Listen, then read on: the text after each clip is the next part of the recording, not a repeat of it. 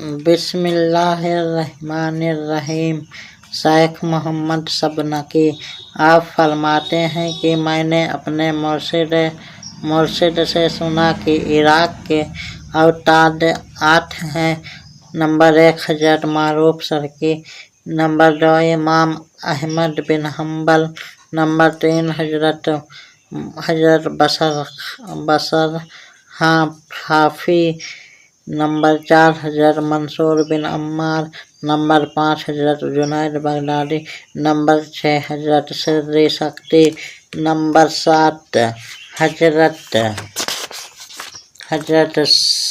سبل بن عبداللہ تستری، number 8 حضرت عبدالقادر جیلانی۔ میں نے آپ کی خدمت اقدس میں عرض کیا کہ حضرت عبدالقادر جیلانی کون ہیں؟ تو آپ نے ارشاد فرمایا کہ عبدالقادر ایک اجمی صالح مرد ہوگا، اس کا ظہور 5ویں صدی ہجری کے آخر میں ہوگا اور اس کا قیام بغداد میں ہوگا۔